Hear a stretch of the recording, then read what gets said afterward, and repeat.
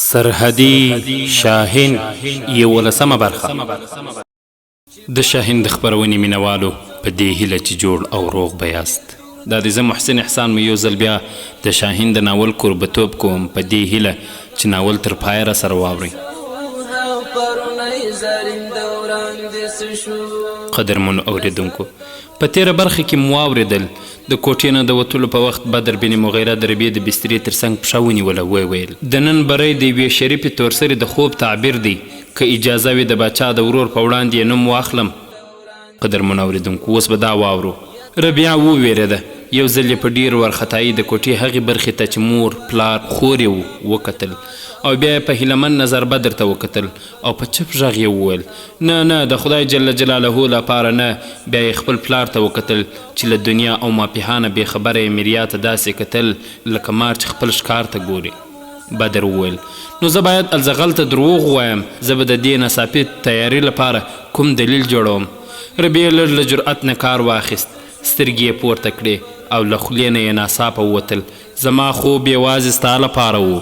په همدې یوه جمله کې ربیع هغه ټول رنګین داستان واوروه چې د ژوند له پیله یې تر ننه د حوا لورانې د ادم زامنو ته اوروي. د ویلو په وخت کې د دې الفاظو ژوروالي ته پام نه شو، خو د زړه نرمو او خوږو ټکانو هغه زر پوه کړه چې یو لوړ ټوپ یې وهلی دی. د هغې سترګې ټیټې شوې او څېره یې له حیا نه تکه سره شوه. بدر تللی و، خو دې داسې احساسوله چې هغه تر اوسه همدلته ولاړ دی او دې ته ګوري.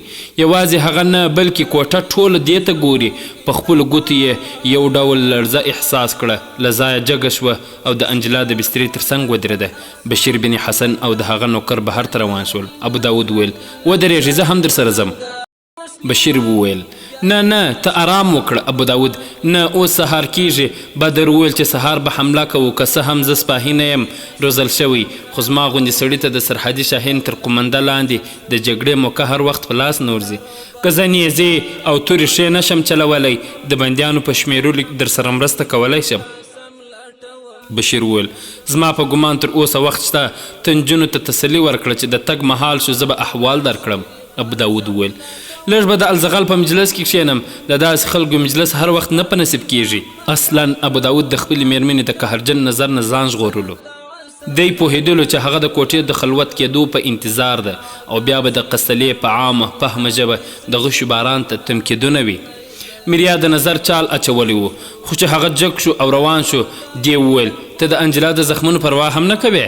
هغه له زخمونو نه زګیروی کوي او ته د چکر شوق په مخه کړی یې. انجلا هم د خپلې مور په طبیعت پوهېدله. هغې هم د ده په سترګو کې د راتلونکي توپان لومړۍ نښې لیدلې وې. هغې وویل پلارجانه ته ولاړ شه، زه اوس روغ یم. ابو داود په ډاډ ساه وکښله. ویل ربیع لورې ته د ننه خوا نه کوټې دروازه بنده کړه. بشیر بن حسن وویل د دروازې بندولو ته اړتیا نشته، په برنډه کې ډېر سپاهیان ګزمه کوي. زه به ورته ووایم که د دوی څه ته ضرورت وي د ننه دې غږ وکړي. هو کړکۍ دې خامخا بندې کړي او ډاډه اوسئ چې د یرغل کوونکو کلا ته رسېدل ممکن نه دي. هغوی ډېر وړاندې درول شوي دي. ابو داود چې ولاړ، میریا ربیع ته د وږي لیوه په څېر کتل. انجلا ژر د وزې له نزاکته پوه شوه، زګیروی یې وکړ. وویل ربیع سر مې چاپې کړه، سخت درد پرې راغی. ربیع ورجګه شوه، سر ته یې کښېنسته. میریا هم ورجګه شوه او انجلا په بستره کښېنسته. وویل زما لورې کوم ځای دې درد کوي؟ بیا یې ربیع تر مټ ونیوله، ټیل وهلی او وویل ته ورځه. انجلا وویل نه مورې. ربیع یو دعا وایي چې زما د سر درد ورسره غلی کیږي. مورنۍ مینې سمدستي وسله کښېښوده. په هیلهمنه لهجه یې وویل ربیع لورې ستا په دعا کې تاثیر دی، دعا وکړه چې د انجلا زخم جوړ شي، زه به ستا نیکي نه هېروم. ربیع په داسې الفاظو سمدستي نرمه شوه. وویل مورجانې آیا د انجلا لپاره دعا هم له تا سره نیکي ده؟ آیا انجلا زما خور نه ده؟ میریا ربیع ته فرشته یې، کښېنه د خپلې خور سره دی. او بیا دا یو څنګ ته شوه. انجلا وویل مرجانې ته ویده شه. میریا لورجانې تر څو ته روغه نه شې زه خوب چېرته کولی شم؟ انجلا نه مورې ته ولاړه شه، زه روغه یم. میریا وویل زه پوهېږم چې ته دې له خور سره بیا یو نه ختمېدونکی داستان پیلوې. ربیع وویل مرجانې ته ویده شه. هغوی ویل چې کلا ته هېڅ خطر نشته. میریا جګه شوه، په خپله بستره کښېنسته. وویل خدای دې وکړي چې هغوی بیرته وګرځي، که نه موږ به له انجلا سره په همدې حالت سفر ته مجبور شو.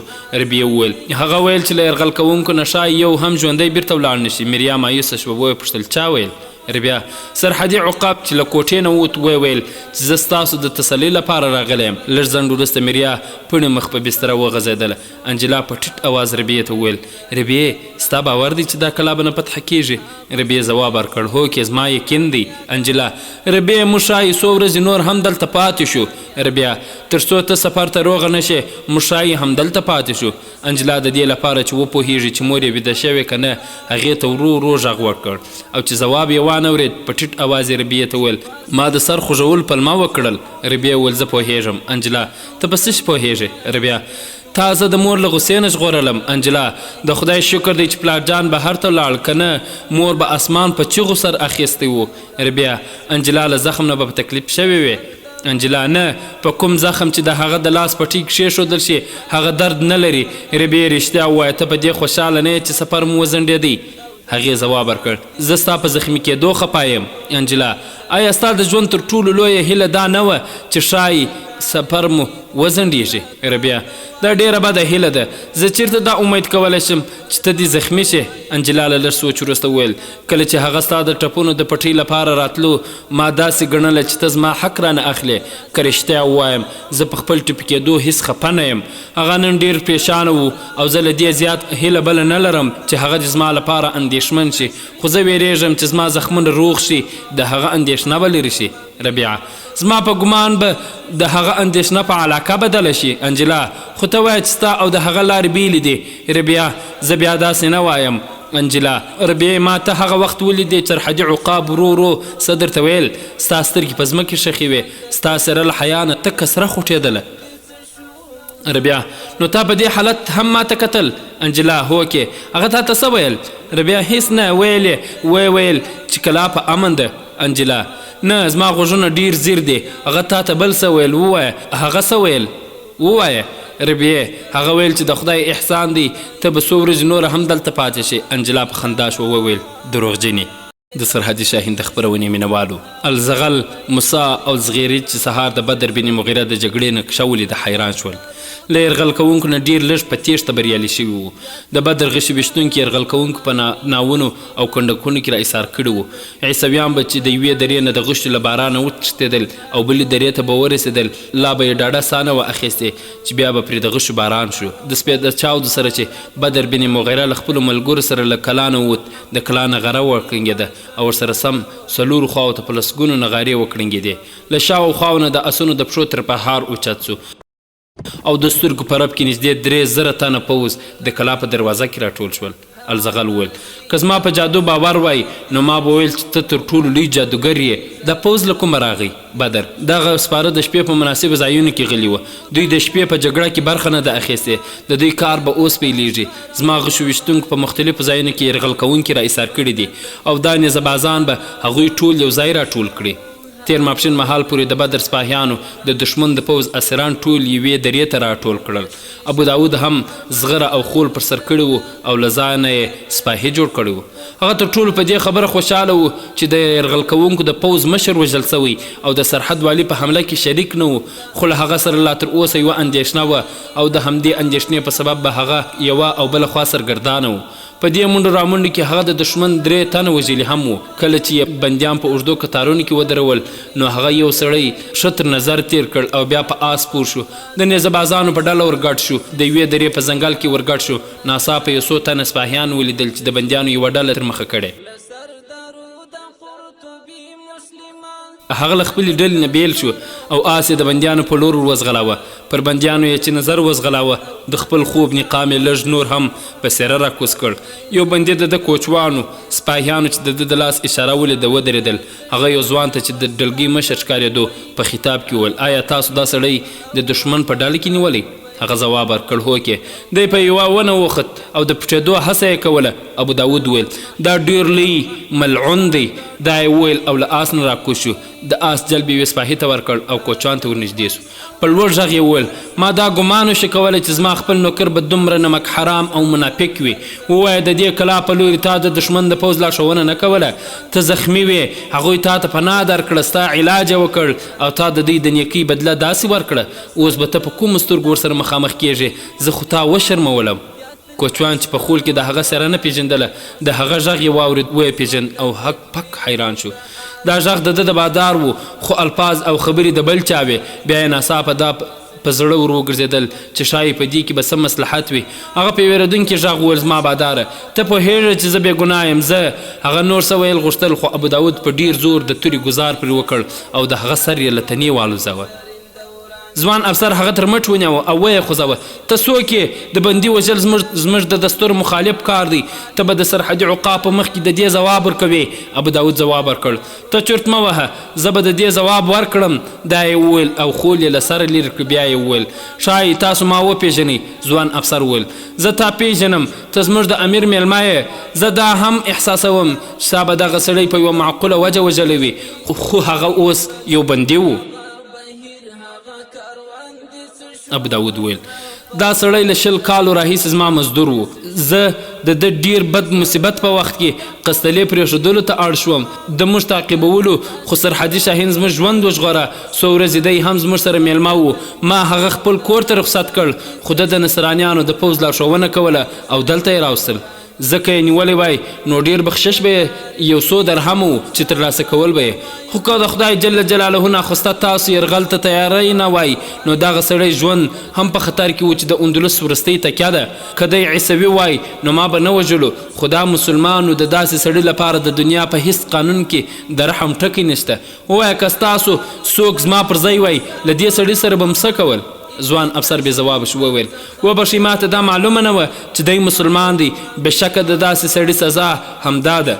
ابوداود له دې پوځیان نه وړاندې بدر بن مغیره ته ورغی او د خپل نوکر د وژلو کیسه یې په داسې الفاظو ورته تېره کړه چې هغه په نیکنیتۍ باوري شو. خو چې کله بشیر بن حسن دا کیسه واورېده تر لږ ځنډه له ځان سره په کشمکش کې پاتې شو. بیا هم ابوداود په خپله له هغه سره داسې کیسه راوڅېړله او د هغه شکونه یې لرې کړل. بدر بن مغیره ټول بندیان یوې تنګې درې ته راوستل او د غش ویشتونکو پیره یې پرې ودروله او له یوې ډلې پرته چې د بندیانو او زخمیانو د اسونو راټولو لپاره یې وګمارله. نور پوځ یې د ځوابي یرغل لپاره تیار کړ.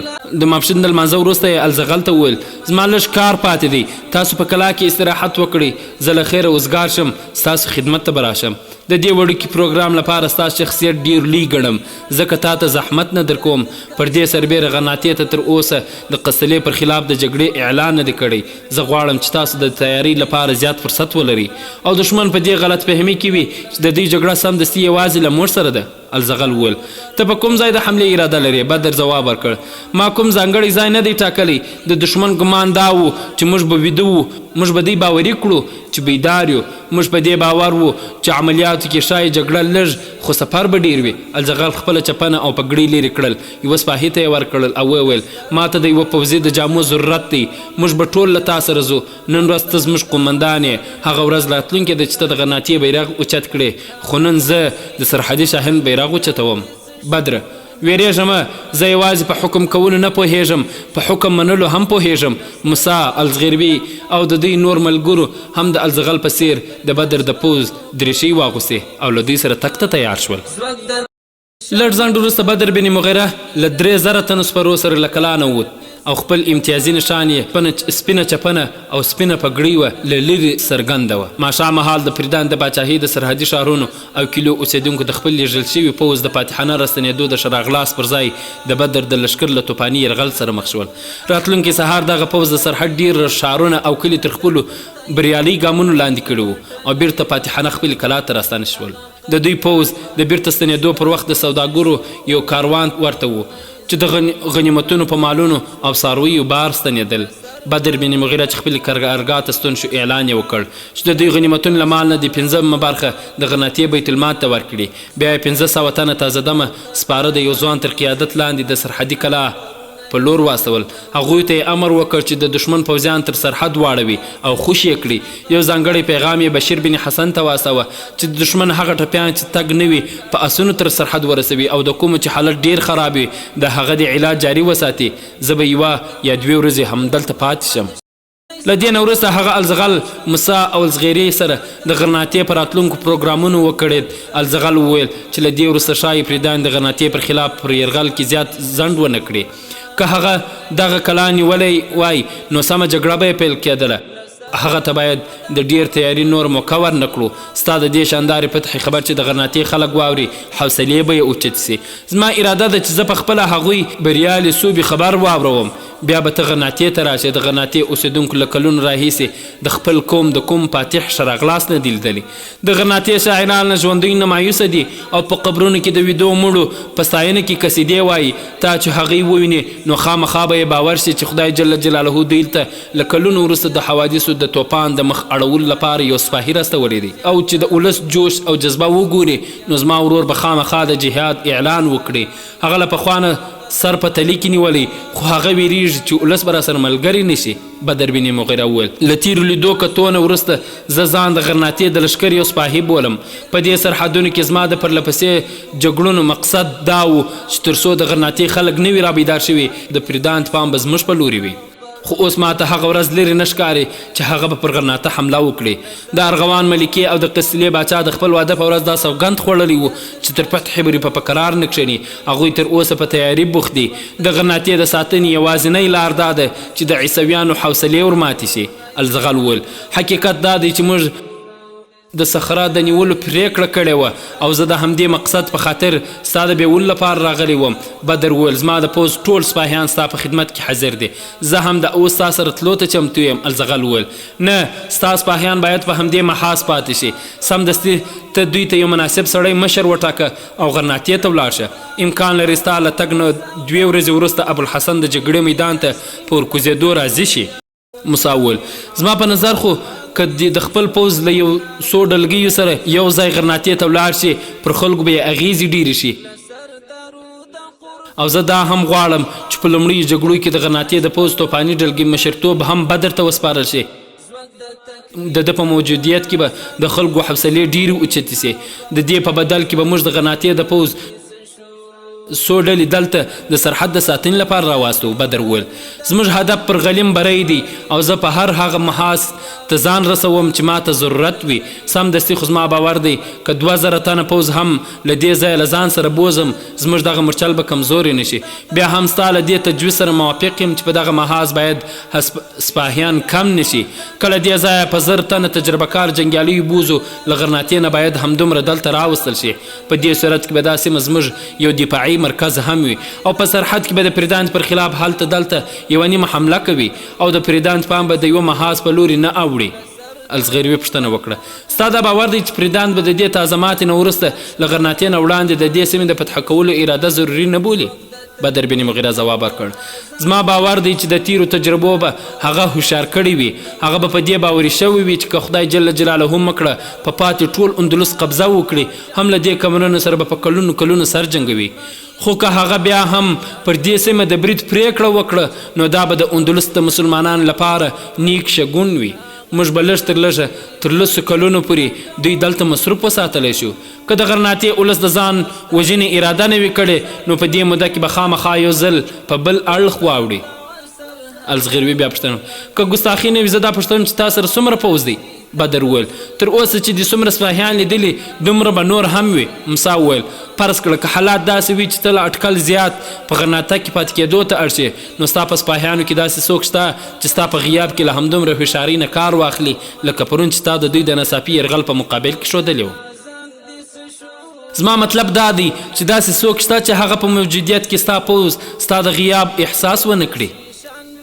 بدر په دې کې شک نشته چې زما پوځیان له ما سره مینه لري خدا د خدای جل جلاله فضل دی چې زما سره له 100 تن نه زیات داسې کسان شته چې زما ځای نیولی شي الزغل وویل ستا په نظر په دې ټولو کې غوره څوک دی بدر زما مرستیال منصور بن احمد الزغل منصور بن احمد خو هغه ځوان نه دی چې له تا سره په مشکې آس پورو بدر نه هغه اوس دلته نشته هغه قرطبې ته تللی الزغل قرطبې ته هغه د قرطبې اوسېدونکی دی بدر نه هغه د اشبیلي اوسېدونکی دی خو قرطبې ته په دوره تللی دی الزغل په دوره بدر د نوو پوځیانو د جلبولو لپاره الزغل هغه له اشبیلې نه په خپله دلته څنګه راغلی بدر لکه دا نور سپاهیان چې راغلي هغه بشیر بن حسن راوستی سبا ته الزغل او ملګري له بدر بن مغیره په دې وعده رخصت شول چې بلې هفتې ته به هغه له 1000 تنو سپاهیانو سره غرناطې ته ورځي د شاهین د خپرونې مینوالو دا چې څه وسول انشاءالله په راتلونکي برخې کې به یې واورو. دا خپرونه ما محسن احسان چمتو کړې او تاسو ته وړاندې کړه. در بیا چې تاسو په درانه چوپړ کې حاضر